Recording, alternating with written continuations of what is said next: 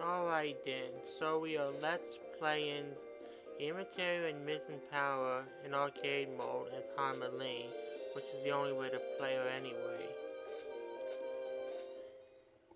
This is gonna be fun. Now the thing about this game is that unlike with Scarlet Weather Rhapsody and Hiso Tensoku, it's a lot harder to pull off the supers, simply because you can't rely on just pressing a single button to activate one card or one card plus however many supplemental cards are needed to use that card. You have to use things like fireball motions, and unfortunately, either because I'm terrible at using them now, because of my controller, or because the game itself not being responsive enough, it's like if I do the fireball motion 100 times, I might succeed like 5 times. And when your strategy depends upon a move actually working on a regular basis, that tends to cause a problem, more or less. Thought about the idea, excuse me, thought about the idea of doing Wii plays and just doing post commentary, but the Wii plays tend to skip over the text when you play them back, no matter how long you had the text play for.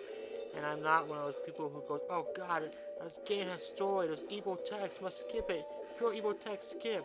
I kind of get annoyed by that actually. I mean, what's wrong with a game having dialogue? It's not the end of the world. Okay, sometimes it goes on too long, but people need to have more patience.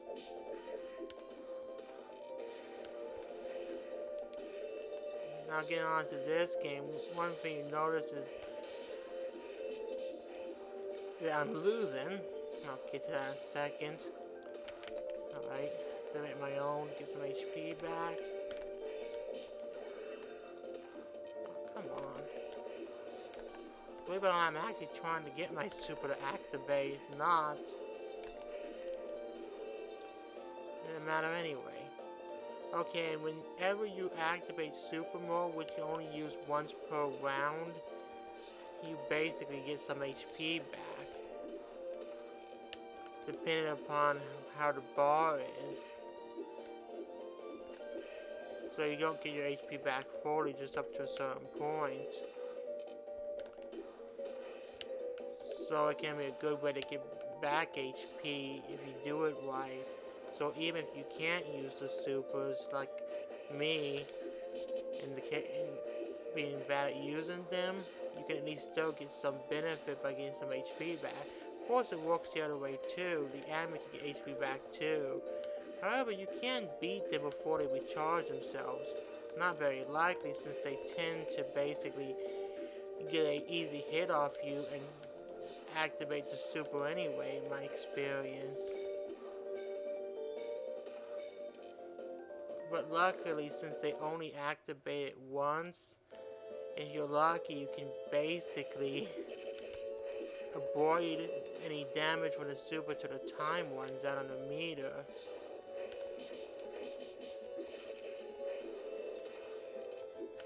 Some opponents are harder than others to defeat. That's the way things are. The order you fight the opponents in is basically random up to a certain point.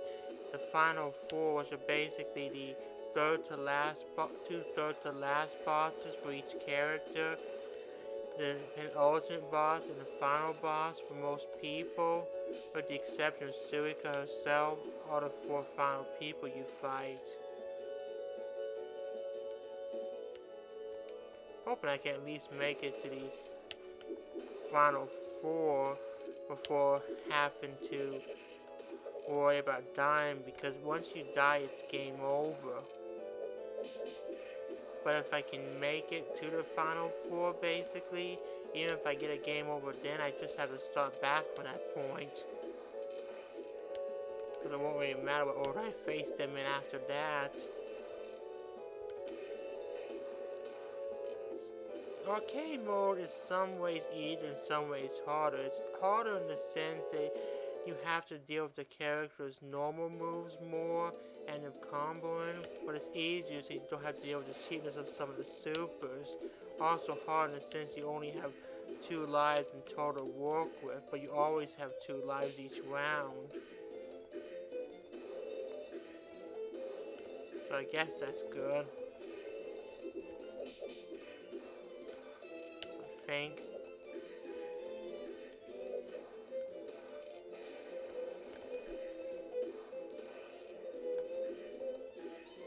I'm not really sure what determines how much energy you take off, being permanently taken off and temporarily taken off, like the way the bar moves.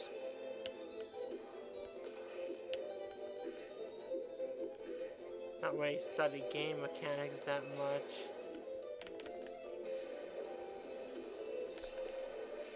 And hey, activated. Cool.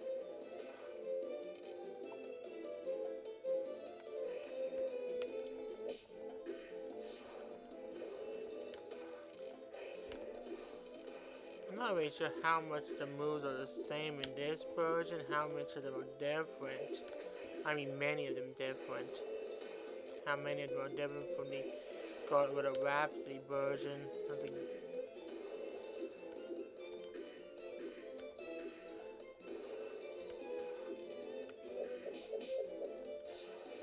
Too bad Harmon Lane doesn't have a story mode in this game.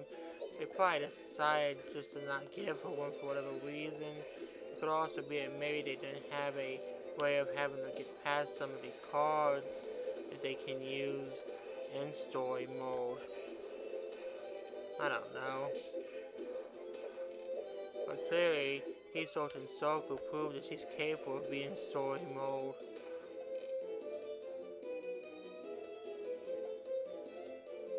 Wait, isn't she technically home? I mean, you find her in her home area.